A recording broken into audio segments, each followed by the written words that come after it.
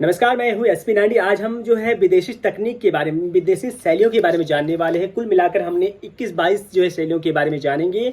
इनमें से foreign artist हैं जो बहुत ज़्यादा फेमस है। कुछ आर्टिस्टों के नाम बताना चाहूँगा, जिसमें कि लियोनार्डो विंची, माइकल एंजेलो हैं, राफेल हैं, ऐसे वैन गॉग हैं और पिकासो हैं। ऐसे तमाम तरह के आर्टिस्ट हैं। उनकी तकनीक, उनकी शैलियों के लिए वो काफ़ी ज़्यादा चर्चित हैं। कुल मिलाकर ये जो टेक्निक है ना, वो हर यूजी पीजी एग्जामिनेशन में, फाइन आर्ट्स में वो आता ही है। तो आज इसको संक्षिप्त में समझेंगे और बारीकी जानेंगे क्या क्या चीज़ें हैं जो किस लिए फेमस है। इनकी हर एक पॉइंट को अच्छे से जकड़ेंगे। तो आइए शुरू करते हैं। सबसे पहले एक निगाह डाल देते हैं कौन कौन से हैं। ये ध्यान दीजिएगा, यहाँ प्रोटो रेनेसां दिया है, अर्ली रेनेसां, हाई रेनेसां। ठीक है, ये शैलियाँ जो है पुनर्जागरण की, ये 3 प्रकार की जो है शैलियाँ हैं। ठीक है, अब ये यहाँ पर सबसे इम्पोर्टेंट बात क्या है प्रोटो रेनेसां में, और यहाँ पर सबसे है जो तो ये कला के पितामह हैं। मतलब इन्हीं की वजह से जो है प्रोटो रेनेसां जो है ज़्यादा चर्चित रही है।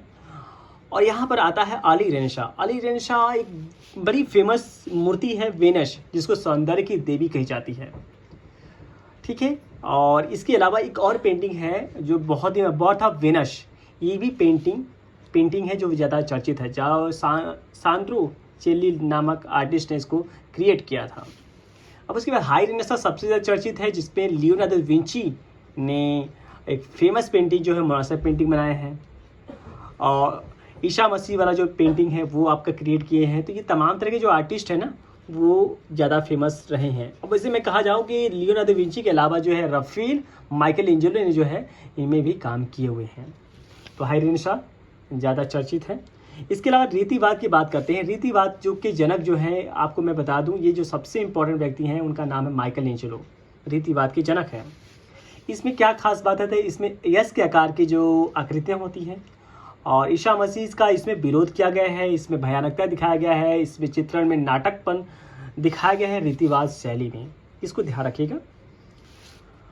इसके अलावा हम नेक्स्ट बात करते हैं नव शास्त्रीवाद। ये नव शास्त्रीवाद क्या है? नव शास्त्रीवाद जो है, ये इसमें खास तौर पे जो है पारंपरिक कलाएं बनाई जाती हैं, परंपराओं से संबंधित चित्रण किया जाता है। इसको ध्यान रखिएगा। रोमांसवाद क्या है? रोमांसवाद में जो है एक आर्टिस्ट है जो अपने घरों में लाश रखकर उसका अध्ययन करते थे, स्टडी करते थे। इसके अलावा रोमांसवाद में मुझे 2 आर्टिस्ट के बारे में हम बताना चाहेंगे। एक टर्नर हैं जो काल्पनिक दृश्य को बहुत ज़्यादा रियलिस्टिक बनाने के लिए जाने जाते थे। इसके अलावा कांस्टेबल हैं जो लाइव लैंडस्केप बनाने के लिए जाने जाते थे। तो इनको आप ध्यान रख सकते हैं। जेरिको जो लाश का अपने घर में रखता था और उसका चित्रण किया करता था, उसकी स्टडी को समझ कर बनाने का प्रयास करता था। अब मुझे ये लास्ट वाले पॉइंट से मुझे ये भी याद आया, लियोनार्डो विंची उस समय का वैज्ञानिक, चित्रकार, मूर्तिकार। यहाँ पर लियो लिखा है। लियोनार्डो विंची जो है उस समय का सबसे ज़्यादा फेमस जो है चित्रकार, मूर्तिकार, वास्तुकार, नाटककार, संगीतकार, वैज्ञानिक, इन सब चीज़ों में महत्व हासिल है। मोनालिसा की पेंटिंग भी आज भी रिसर्च चलता है कि वो क्यों मुस्कुराती रहती है, कभी कभी वो दुखी दिखाई देती है, कभी कभी ऐसा माना जाता है कि वो स्वयं ही लियोनार्डो विंची ने बनाया। एक बाल की सहायता से उस पर डिटेलिंग ऐड करने की बात की जाती है। कम से कम 4 से 5 साल का वक्त लगा उस पेंटिंग को बनाने के लिए। यथार्थवाद की बात करते हैं। यथार्थवाद में जो कुर्बे आते हैं, कुर्बे का एक कथन है, यदि तुम मुझे भगवान दिखाओ तो मैं भगवान बनाऊंगा। मतलब ये लोग जो चीज़ें जैसी थी वैसे बनाना ज़्यादा पसंद करते थे। उसमें वो एक वॉल पेंटिंग के लिए फेमस है ड्यूरर थे, और ड्यूरर जो है घुंघराले बाल बनाने के लिए भी जाने जाते थे। तो ये आप ध्यान दे सकते हैं। यथार्थवाद के बारे में बात कर रहा है। प्रभाववाद, इसके जो जनक हैं वो मोने हैं, और इसमें जो इस शैली की सबसे बड़ी पहचान है इंद्रधनुषीय रेखांकन। और सबसे सारी शैलियों में एक ही एक ऐसी शैली है जिसमें एक फीमेल आर्टिस्ट का नाम आती है, मैरी कैसेट। ये याद रखिएगा कि कौन सी मैरी कैसेट किस शैली के अंतर्गत आती है, तो प्रभाववाद के अंतर्गत आती है। उसके बाद आता है नव प्रभाववाद। नव प्रभाववाद जो सबसे खास बात है, बिंदु बिंदु करके जो है इसमें आर्टवर्क को जो है दिखाया गया है। इस पेंटिंग की पहचान है। उसके बाद नव प्रभाववाद के बाद हमारे पास उत्तर प्रभाव आता है। इसमें 3 आर्टिस्ट का नाम आता है, सेजान, पॉल गॉग और वैन गॉग। वैन गॉग के बारे में आपको मैं बताऊं कि ये एक ऐसे चित्रकार थे जिनकी लाइफ जो है बहुत ज़्यादा स्ट्रगल वाला था। सिर्फ केवल एक ही पेंटिंग बनाया हुआ है। उनकी मानसिक हालात अच्छी नहीं थी रही है बीच में, और वॉन गोंग पॉल गोंग एक दूसरे के साथ रहे, बट दोनों की जो विचारों का जो था ना, इस वजह से इन्होंने जो है दोनों अलग अलग हो गए। उसके बाद हम बात करते हैं आता है घनवाद। घनवाद का जो सबसे फेमस आर्टिस्ट का नाम है उसको पिकासो कहते हैं, जो बड़ा फेमस है। आज भी उसकी पेंटिंग बड़ी चर्चित तौर पे जानी जाती है। इस पेंटिंग को रूप का कातिल भी कहा जाता है। रूप का कातिल इसलिए कहा जाता है क्योंकि इसमें घनाकृतियों की सहायता से बॉडी या एनाटॉमिक्स तैयार की जाती है, या फिर जो भी बनाया जा सकता है। जंगलवाद। जंगलवाद में जो सबसे फेमस आर्टिस्ट है, जो नेता है इसके, वो है हेनरी मातिस है।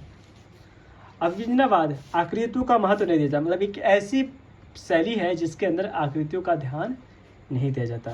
किरणवाद, जिसमें प्रकाश पुंज, ये किरणवाद में प्रकाश पुंजों की सहायता से चित्रण किया जाता है, इसके स्टाइल है। Arm prism. आर्म प्रिज्म आग का दहलता गोला, मतलब इस पेंटिंग में दहलता हुआ आग का गोला दिखाई देता है। इसके अलावा हम बात करते हैं दादावाद। दादावाद की क्या बना है कि ये एक ऐसी चित्र है जिसको हम कला का अंत भी कहते हैं। इसमें ये लोग नियमों का पालन नहीं करते थे या नियमों का विरोध करते थे, जिसे बनी बनाई हुई कला भी कहते थे। पॉप आर्ट, ये विज्ञापन की आर्ट के लिए फेमस मानी जाती है और जिसको अमूर्तन कला भी कहते हैं। मोस्टली विज्ञापन के क्षेत्र के लिए प्रयोग किए जाने वाला। ऑप आर्ट्स एक ऐसी कला है जिसको भ्रमित करता है, मतलब जैसे कि जिक जिक किया गया है या सर्कल सर्कल किया, तो उसमें आपको भ्रम पैदा करता है उसमें। तो दृष्टि भ्रम वाला जो आकृति है वो है ऑप कला, जिसे अमूर्त कला, और इसमें सिर्फ केवल जो है इंपॉर्टेंट कुछ ध्यान रखना है, तो दृष्टि भ्रम याद रखिए।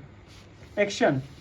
एक्शन के जो फेमस जनक हैं उनका नाम है जैक्सन पोलॉक, जो रंगों को फेंक कर नचा के हर तरीके से जो बनाते हैं आर्ट वर्क, उनका जो नाम है क्या है, जैक्सन पोलॉक। भविष्यवाद। भविष्यवाद जो मतलब फ्यूचरिस्टिक, मतलब इसमें भविष्य को ध्यान में रखते हुए गतिमान चित्र बनाया जाता है। उसके बाद हम बात करते हैं सर्वोच्चवाद। सर्वोच्चवाद की क्या खासियत है? सर्वोच्चवाद की खासियत ये है कि इसमें जो विशुद्ध ज्यामितीय आकारों का प्रयोग करके जो है आर्टवर्क तैयार किया जाता है। संरचनावाद। संरचनावाद की क्या खासियत है? संरचनावाद की जो खासियत है, वस्तुओं के माध्यम से वस्तुओं को जोड़कर, तोड़कर, मरोड़कर जो है एक सुंदर क्रिएटिव आर्टवर्क बनाया जाता है, वही है इसको संरचनावाद। कंप्यूटरवाद आज का सबसे ज़्यादा प्रचलित है, वो है कंप्यूटरवाद। इसके जो पहले जनक का नाम है, जो इनका चित्रण करने वाले पहले व्यक्ति का नाम है चार्ल्स क्यूरीज है। तो ये रहा सबसे महत्वपूर्ण पॉइंट। मुझे बताइए कि ये जो समरी पॉइंट मैंने दिया है आपके लिए कितना खास है।